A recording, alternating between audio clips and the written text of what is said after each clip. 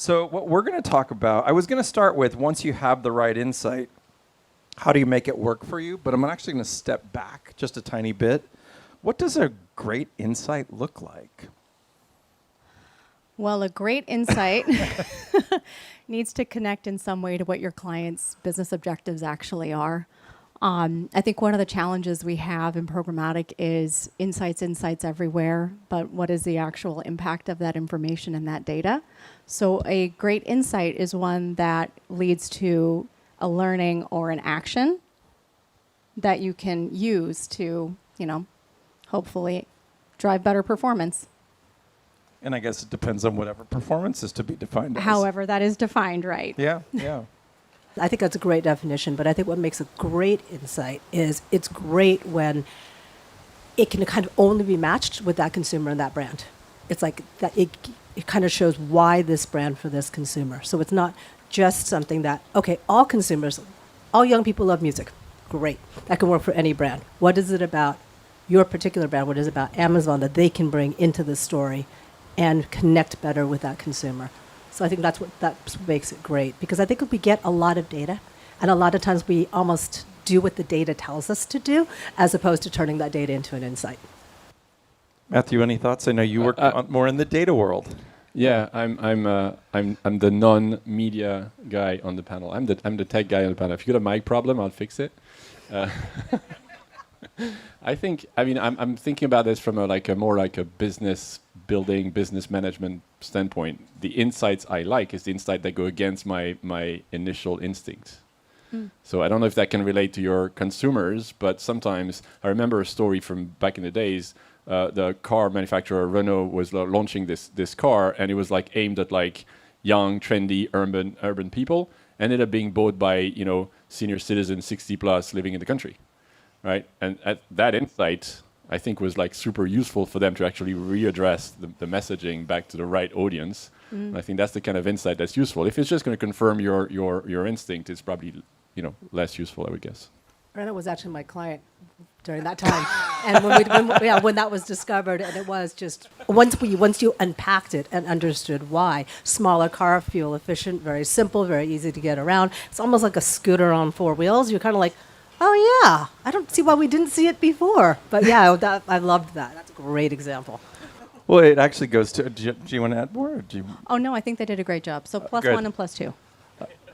Well, it actually goes, I'll still go back in a second for the question, but it also, what you just called out is something I know we at Captify think about all the time, and it's, how do we leverage the data that we sit on top of with these real-time intent signals to help people figure out what to do based on what consumers have done and are doing. So how do you all think about, your clients are probably always trying to think about incremental growth. They are. How does it, I would assume so.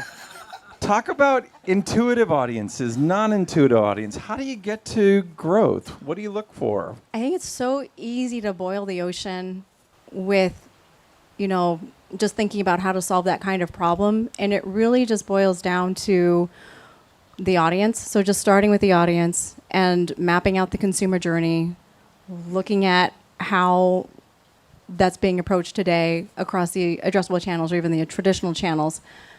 And it almost sounds like overly simplistic, but something that works really, really well for us is just doing a very simple gap analysis of this is how we've approached it historically. This is what is working well in each channel. This is what's working not so well in each channel, and how do we harmonize that, and where are there the opportunities to optimize that and to actually create a journey-based approach to marketing. Deirdre? One of our agencies, Assembly, which is our largest media agency, they actually say, find the change that fuels growth. And so that's what they do. They work with the insights to identify what needs to change, what conditions need to change, what mindset needs to change, what needs to change that's going to fuel that growth. And then I think the other part of the answer is at Stagwell, because Mark Penn is our CEO and he works in politics for so long, he talks a lot about the swing vote. And so you have your loyalists, you have the people who will never buy you. We have to really concentrate on the swing voters. And if you take that swing vote mentality into marketing, you come up with some really different ideas. Where that goes in my head, I think about people, process, structure. tools, things like that. So we were talking, we were going to kick things off with the question of how do you make it work for you? So walk us through what you have, what you do. I'd love for you a little bit about process to ultimately get to success.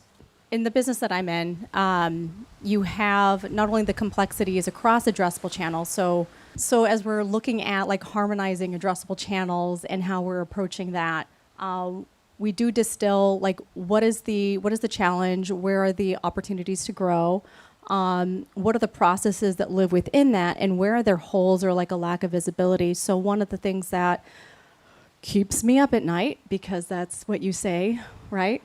What keeps me up at night is, today there isn't really a common currency for measurement in things like TV.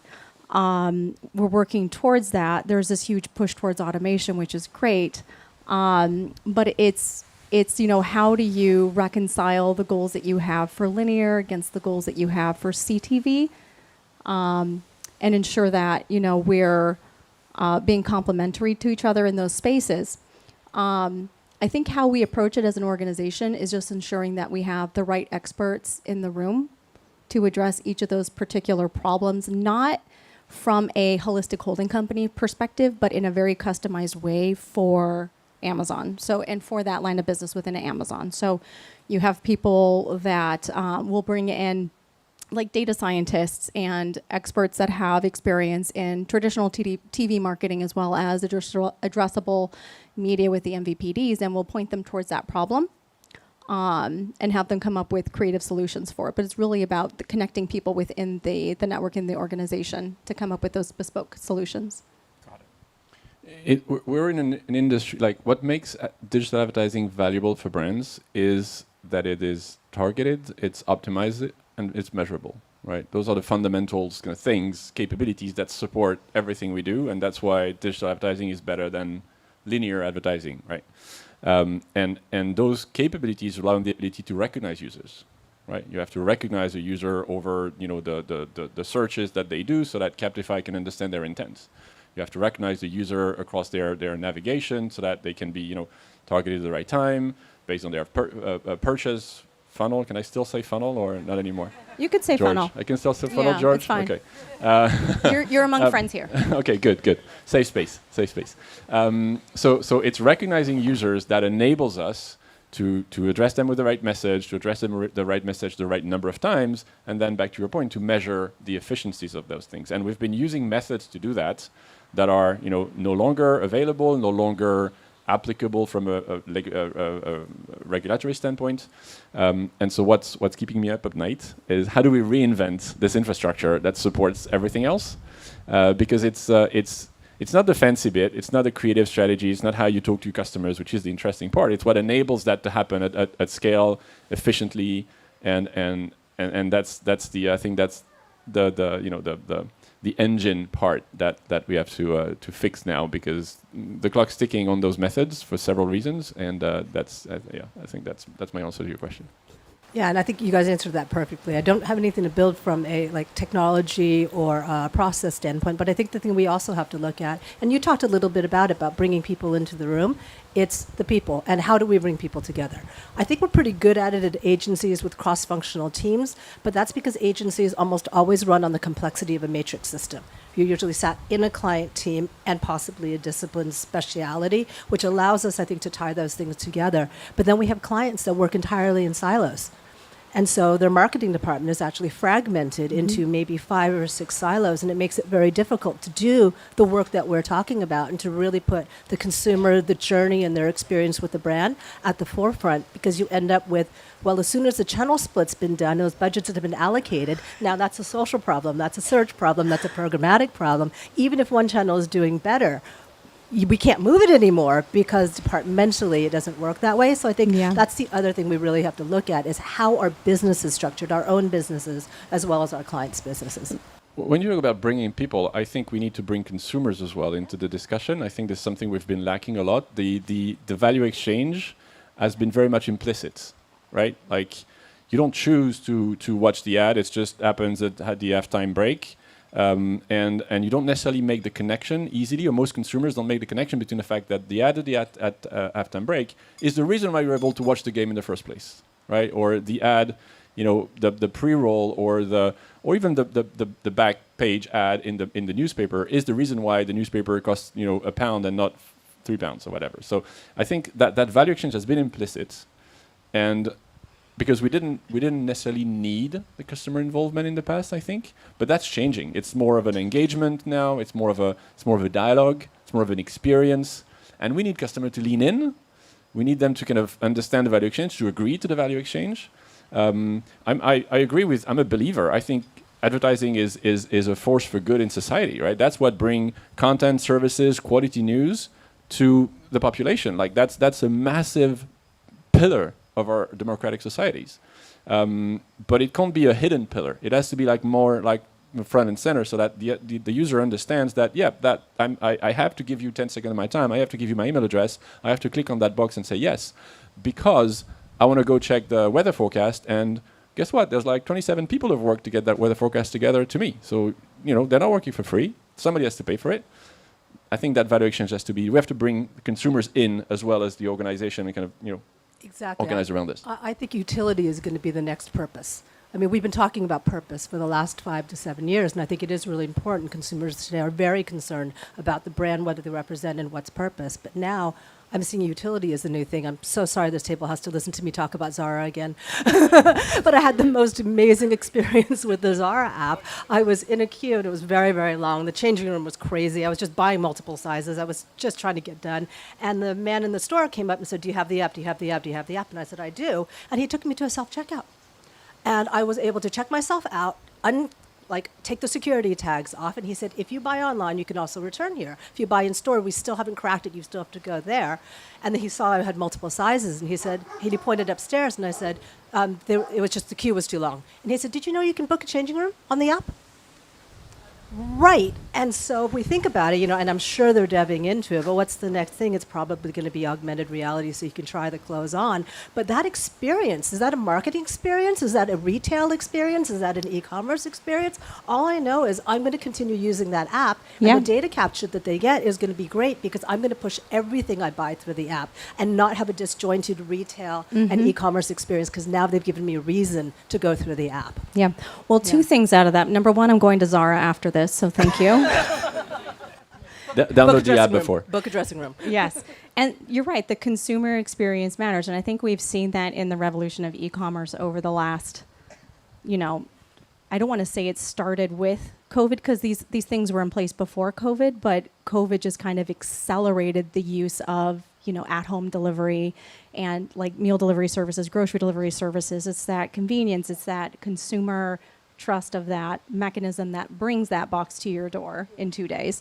All of those things matter. And I think with marketing and with data is a very hotly contested things, right? So there's this data privacy for good, data privacy for bad, but at the root of everything, it's, we need data to customize the consumer experiences. When you're looking at a weather app, for example, you want the weather in Cannes. You don't want the weather in New York, because the location data is going to tell us where you are now, not where you were 2 days ago. You want those ads to be relevant to you. It gets frustrating seeing ads that you don't connect with. That's a better experience for you. It's a better, use of marketing dollars, because we're eliminating ad wastage to that point. And there is a inherent, coexistence between advertising and culture. So marketing is the creation of culture and the creation of trends in society. That is how it's been for decades, and how it will always shall be. I'm going to jump back in. Not that I was getting lonely over here. You guys Did are just you on want a to put roll. us back on the rails? Yeah, no, I'm good. Back to insights. No, back to insights a little bit on how do we make it work. I've already been given the wrap sign, so we're almost done, believe it or not. I'd love you. One or two ideas that pop into your brain. I always ask this question: what metrics matter? Are there certain metrics that mean more now than before? Certainly, you at ID5 think a lot about cookieless. I think about we're in a new world right now of resetting that bar as well. But you do different things, all three of you. So I'd love your thoughts on what are the things you're looking more for now than you were, perhaps? What are the things you want that you don't get, you don't have? What matters? I want a persistent identifier that is universally adopted across all addressable platforms. That's the first one. Here's my little plug for UID 2.0. And good job, ID5, for your integration with Trade Desk. Thank you. You're welcome. I think so let's talk about identity and common currency and like the KPIs of the signals that matter. A lot of our clients are concerned with cookie deprecation. They want ownership of their first party data. With data privacy and that sort of thing being paramount, it's really important for brands from a responsibility perspective to understand who it is they're targeting and to also be able to own their ability to track back media spend attribution. So what we're looking at right now is what is the identity graph that is more important to our clients, and then how do we lean into clean rooms and publisher data and platform data in order to create platforms in which they can look at these things in a way that is relevant for their business and impactful. The identity topic is way too technical in general, right? It's not about how the sausage is made, it's about the benefits. The two things that I'm concerned about, that I'm looking at, and that I think are interesting for us as an industry is how do we help brands reach more of their users? Right now, about 40% of all of your users are invisible, right? Because they are on devices that you cannot recognize. For a brand, it's like half of your client that you cannot address. It's huge. Half of your prospect that you cannot engage with. It's huge. So how can we make more users addressable, or how do we increase reach for brands? That's all the business case we do on the buy side are about reach increment.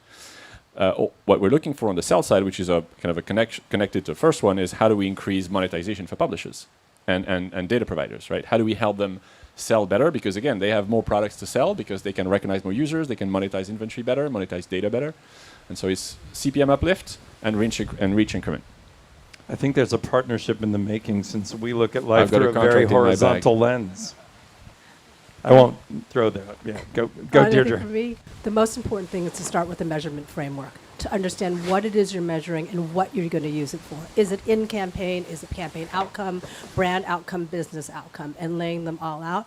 But quite frankly, I think the metrics that matter at that point, after you've mapped everything out, you actually know what you're going to do with it. The only metrics that matter are the metrics that you can do something with. I don't think that it is worth asking consumers for personal information or to ask them to do certain things or to track them to the ends of the earth using technology. If you end up serving them the same thing, you would have given them anyway if you'd done a blanket buy. I think it damages the brands more. I think that it's just, you've increased your costs, and I'm just going to use all the way through to sales. For example, if you don't actually know what is available in inventory, you then create an ad, you drive to a sale, and it's out of stock. You paid for the privilege of disappointing your customer and giving them a bad experience. Do you know what I mean? So for me, the metrics that matter are the ones that we deserve to have if we know what to do with them. I can't agree more with measurement. We've talked about targeting, over and over again about like the identity topic has been associated to targeting. The reality is that it's a measurement problem. If we can fix measurement, if we can actually measure campaign ROAS, if we can measure reach better, then targeting will solve itself, right? Then money distribution will solve itself because it will go to the audience segments, the publishers that are performing better. So that's why measurement is so critical. And to your point, to me, it's a dual story, not a single story. You do 100%. need both. You do need both. Thank you, Mathieu. Thank you, Deirdre. Thank you. Thank you all for listening as well.